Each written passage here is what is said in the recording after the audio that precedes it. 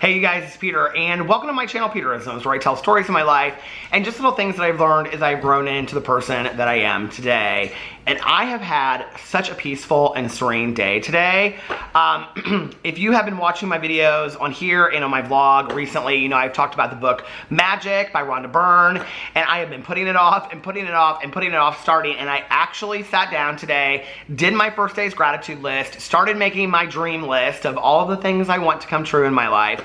So I got it started. So day 1 of 28 days is here. I'm so proud of myself because I've been procrastinating.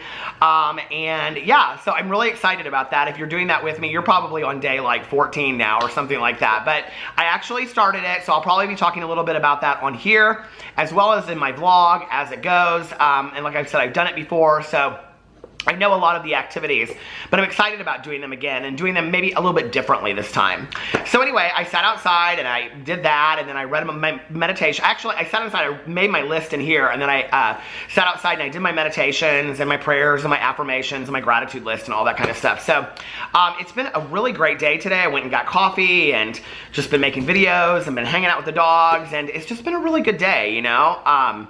Every day that I wake up and I feel good and I'm content and I'm peaceful and I'm serene, I try to be especially grateful for those days. I think it's really easy in life to look at the glass as half empty instead of half full. I really struggle with that. I think that's also part of being an addict and an alcoholic in recovery. I think I'm just programmed to look at the world that way. People ask me regularly, they're like, how are you so positive all the time? How are you so, I'm not. I'm like, I have to work on it, you know?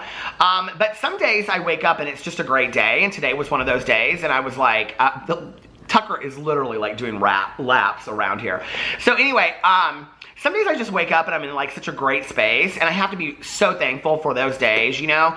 I say this on here regularly, that there are gonna be bad days. There's gonna be tragedies that happen. There's gonna be horrible stuff that happens. And, you know, it's important to be thankful for those days when good stuff happens. And it's just, maybe it's not a day that like, you know, glowing, wonderful, amazing things happen, but it's just a day that we're content. We have to be especially, you know, appreciative of those days. So I wanna read you the meditation. I read several meditations, but this is the meditation. Boo just did a running jump. It's hard to be serene when you basically have the carnival of dogs running around your house. So anyway, I read all of my meditation books today, but this is the one that stood out to me. It was from Melody Beatty's Journey to the Heart, Daily Meditations on the Path to Freeing Your Soul. July 15th, delight in yourself. Stop picking on yourself, worrying if you're good enough, worrying what people will see if you let them see your heart. Or wondering what people will see if you let them see your heart. This is what they'll see, that you are a lovable and delightful soul, a beautiful child of God. Be yourself and accept yourself, warts, waistline, and all. You don't have to sit up that straight, be that proper, or fear what others may see. Let your imperfections show. Share them. Love yourself anyway. Relax and be who you are. When you do that, your life will be fun and a joyful gift to others. People who comfortably accept who they are, both their flaws and their good points, are healing, delightful, and fun to be around. Look at any work of nature, a canyon, a flower, a bird, a mountain, or a forest trail. Where does the perfection begin and imperfection end? It's the combination that makes a perfect scene. So it is with you. Relax, lighten up, let go of shame and fear. The whole picture is perfect and perfectly okay. And I love this meditation, and this is a great meditation for me, you know? I'm somebody that really is down on myself a lot for my weight. I've struggled with my weight my entire life, you know? And I started a new diet like 2 months ago, I think, and I fell off, and then I got back on, and I fell off, and it's real easy to beat myself up about that. And I was thinking today about a couple years ago, it was the first year that I did the vlog. I started the vlog, so 3 years ago. And it'll be 3 years in January that I've been doing the vlog. And I remember I was going to Florida, and I was talking on there about how I wanted to lose weight, and I was heavy, and I didn't want to be on the beach, and all this kind of stuff. And so many people were like, just enjoy it. Go to the beach. Like, you're blessed to go to the beach. You know, like, don't make it negative because of this. And I don't know what it was about so many people being so supportive and saying those kinds of things to me. But, like, you know, you hear the same thing over and over again. It starts to affect you. I've said in here before, you know, the quote from Pretty Woman when he says, "You're so beautiful," and she says, the bad stuff is easier to believe. When someone tells you something about yourself long enough, you start to believe it. But I also think the opposite is true. When you start to believe in yourself, or if people tell you positive things about yourself, you have to believe those things, right? We want to hang on to the negative. We want to hang on to all those negative feelings that we have about ourselves instead of focusing on the positive things that are true about ourselves too, you know? One of the things I say every night at the end of my vlog is, if nobody else has told you this today, I love you. And it's something that a friend of mine used to always say to me. And I haven't seen her in a while, but I'm sure if I saw her today, she would say that to me. It's something she says all the time, you know? But in the vlog, I always say, look at yourself in the mirror and tell yourself that every day and believe it. And sometimes I even look at myself in the mirror and I say, I love you. Because it's hard, I think, for us to truly believe that we love ourselves, you know? And if you don't love yourself, you're not going to treat yourself well. And if you don't love yourself, you're going to continuously put yourself down, and you're going to nitpick yourself about every little detail about yourself, right?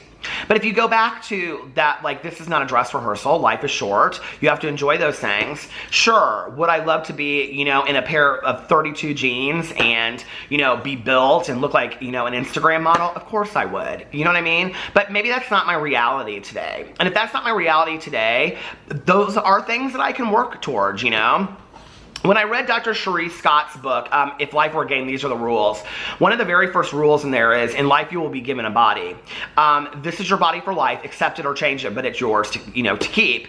And that was really helpful to me when I read that, because what I realized was, you know, if I'm unhappy with my body, there are things that I can do to change it, in my body. And if I'm talking about my weight, there are a lot of people that have issues that they cannot, that are like 10 times, 100 times more serious than an issue about weight. Let's just be for real, right?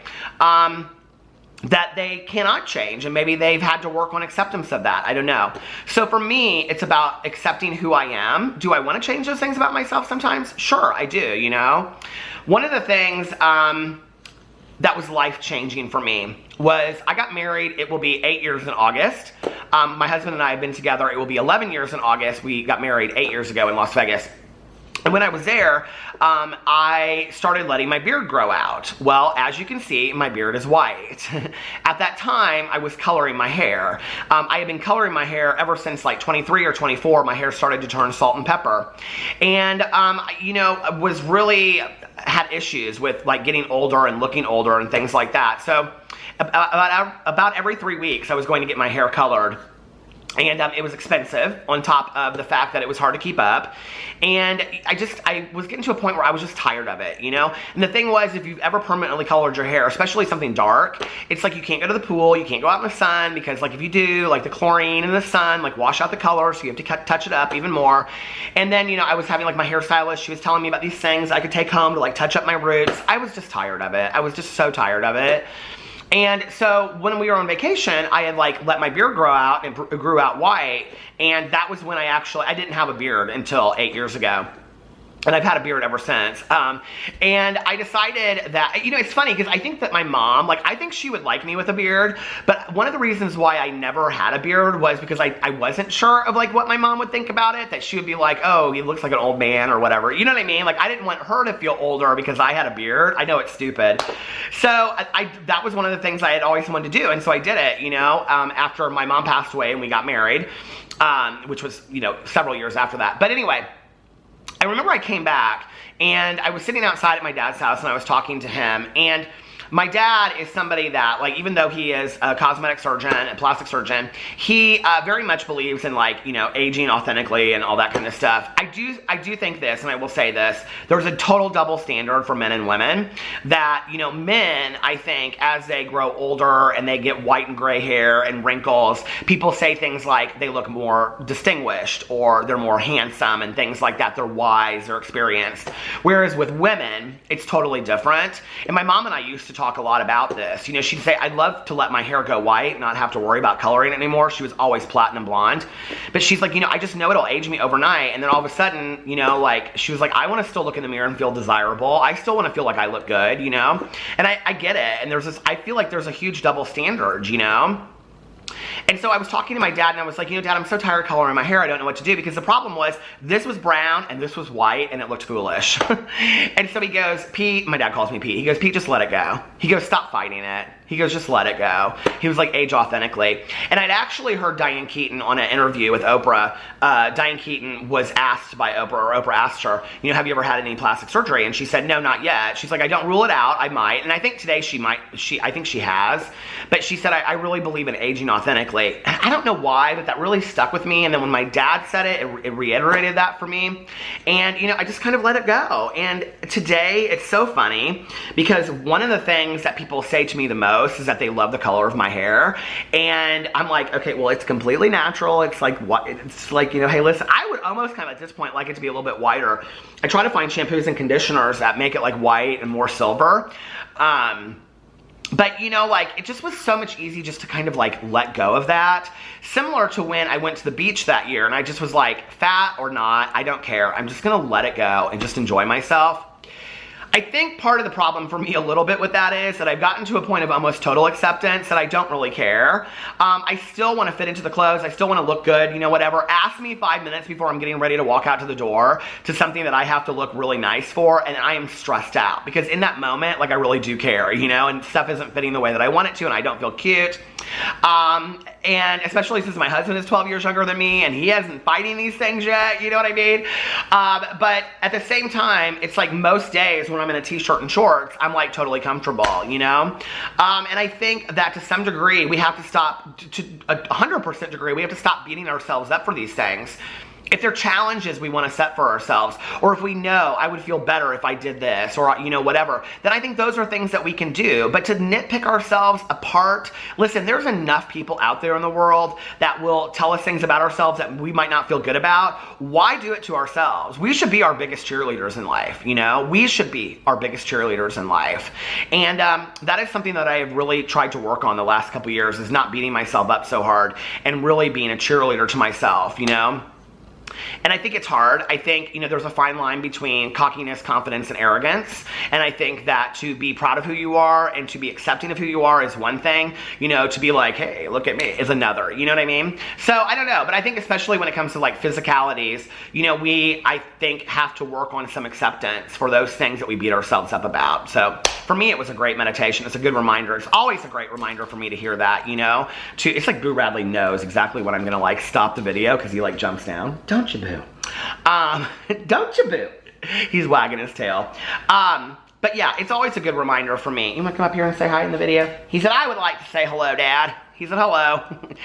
It's always a good reminder for me, though, you know, to focus on acceptance and, you know, instead of not beating myself up so much, so to speak. So anyway, let me know what you guys think, if that helps you at all, if you relate to that at all. I love your comments. Your comments always help me. I love you guys, and I will see you tomorrow. Bye.